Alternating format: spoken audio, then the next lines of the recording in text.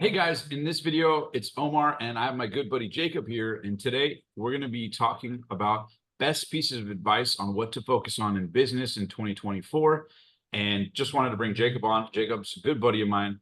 For those that don't know, I have a YouTube channel and podcast called The Passionate Few. On this channel, we do 100 videos on YouTube. I'm doing a 100-day video challenge, just shooting raw videos. So today, Jacob and me were having a great conversation about business. And so he wanted to ask me a cool question. So Jacob, come on and let's add some value to our, free school community members, which people can access down below, and yourself, others. Happy to answer some questions.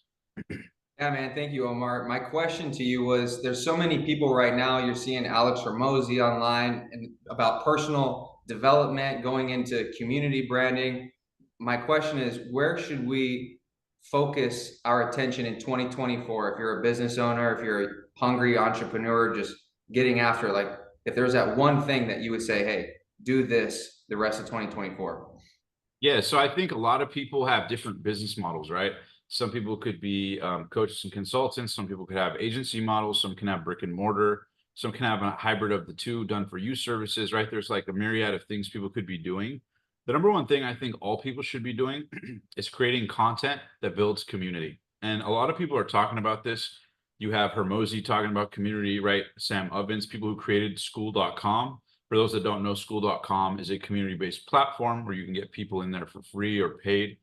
We have one that you can join where we have shared strategies from 7, 8, 9-figure entrepreneurs. We've interviewed a bunch of business lessons, whether you're just starting or want to make your first 10K a month or beyond. People can access that down below. But I personally recommend people do something similar to that. And the reason I'm plugging that is because I think no matter what you do, no matter what vertical of business, I recommend everyone practice creating content, particularly on YouTube. So my advice, Jacob, is focus on YouTube, because even if you change or pivot or grow or you don't know what happens, the number one reason to is from all these different things you can focus on. The question to ask is, which activity will bring me the most residual value? Residual value, that is value in perpetuity. You create one video today, for example, this video, right? If it was just me and you in real time, it would be a 5-10 minute conversation, right? Unless we include the 20-minute bloopers before this recording. But at the same time, it's like we could have a myriad of different ways we could do it, right? Like on the one hand, we could create content about clients. We could do interviews like this with clients. We could share free value inside of 30-day videos while holding your iPhone, talking about your expertise. If you're a done-for-you entrepreneur, you could promote your products or services. You can showcase testimonies from clients. So for me, I'm doing a 100-day YouTube challenge because I'm used to doing high-quality productions on the channel, but I myself, I'm taking this advice in 2024. And the reason being is to practice giving yourself a voice. So I recommend you build residual value, that you have a voice in perpetuity, that no matter where you pivot, you'll always generate leads. You'll always have eyeballs. No matter if you change, the audience never will. If you can have a phone in your pocket, you can have an audience for a video you created a day ago, a week ago, a month ago, or a year ago. It pays residually. If you don't do that a year from now, what will you have to show for it, no matter how good your actions are today? At best case, a one-time transaction or a one-time client that fizzles out. But a reputation of it, a digital library of it, videos of you that compounded, to the hundreds, thousands, et cetera, over a day, a week, a month, a year, 2 years, 3 years, could bring you leads and opportunity for life and relationships and business opportunity, right? Clients. So that's what I recommend people focus on, and why I believe that be a part of their strategy. And then you can drive traffic to a Facebook group or a school community or whatever platform you feel is best for you, a text list, an email list. But going into the future, you're going to want to be able to own an audience around an interest that you have, because those assets become literally more valuable than money. Leads, contacts, clients, customers. This becomes an asset in a world where more and more people are realizing that they can't get ahead financially with any of the stable models depending on anybody else. You need to own your data. You need to own your customers. You need to own your emails. And step one is creating content that gets people to see you. So long-winded, but that's kind of the rationale I'd recommend, Jake. Thank you, man. I'm sure people watching this now have this question in their mind: does the industry matter, or it's more just putting content out there, staying consistent online? It's like, well, what to post, right? I think that's going to be the biggest question now: is what do I post? And you mentioned different industries. what would your approach be? Yeah, my approach would be to post what feels good or feels right. And if you're not sure, that's the beauty of doing a 30-day challenge or being a crazy person like me and doing a 100-day challenge, right? Like I wasn't even sure if we should have made this video, but that's why I recommend people do a 30-day, 60-day, 90-day, 100-day challenge, because it will force you to lower the stakes and get you to experience the process of sharing stuff in real time, how you feel about it, the feedback you get from it, how you explain it, what you're good at, what your insecurities say you're not that good at, are confronted when you actually make it, right? By having volume, you will get data. And there's no way around it other than just put everything out there and get feedback on it. I used to think chiseling it in your head was the way to go, like chiseling ideas or cranking down ideas. But the reality is you have to literally try stuff. And here's the kicker is in any industry, yes, post whatever. If you want to post something you're passionate about, something you're interested in, or stuff just about business, there's no right or wrong answer. There's only feedback. There's only cause and effect. So go test things. Just test, test, test, test, test. Those 30 days, 60 days, 90 days, 100 days fly by. I'm approaching day 30, and now it's actually kind of fun. It's actually kind of exciting. And for me, I lowered the stakes because before in my head, I go, well, what do I talk about? Well, how do I create a thumbnail? How to create a title? Well, who do I pay to edit it? Is it worth the money to edit it? Right? All these questions and insecurities pop up. So I go, how can I lower the stakes? And I go, well, my rule of thumb is if I can hit record and publish it within 30 minutes, if I can think of what to talk about, record it and upload it within 30 minutes, that to me is a win. I could commit to that every day. I could commit to 30 minutes to create a lead generation system or brand for life, right? So that's my attitude. Even this video, look raw and perfect. My hair's messed up. You know what I mean? On my main channel, everything's polished, perfect, high quality billionaires we interview. And so this channel for me is me trying something new. The challenge is new for 100 days, right?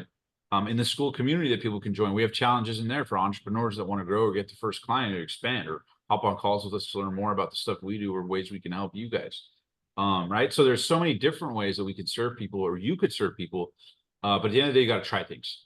So that's my big advice is like, go try things, test things out. You never know what people love to hear. And I started from 0 on a new channel, 0 subscribers. Now we're at 230 subscribers, I believe. Some videos get a couple dozen views, some get hundreds of views. And I've tried everything. I've talked about meditation. I've talked about mindset. I've talked about limiting beliefs, a breakup, my first 100K. So I'm just trying things, stuff for clients. This is for business, right? Like, and I think in that process, you find your voice. And I think too few people are willing to get raw and real. And like I mentioned, if you watch any YouTuber, you will see that all of their first videos were very raw. And it's interesting because we all compete with them now, but you have to look at, for example, Mr. Beast. I was in a 7-Eleven the other day and I saw his chocolate bar. I actually bought it. Bought 3 of them actually. But thank you for that laugh, Jacob. But no, I couldn't believe it. I was looking at this chocolate from Mr. Beast and I'm thinking to myself, this guy started by recording a selfie video on his camera or his iPhone saying Logan Paul 100,000 times or reading a dictionary. Like he started with something literally that any one of me and you could have done, but didn't do off of technology that was available to him for free. And so you can start that way and it will compound little by little by little, but there's no way around it other than volume.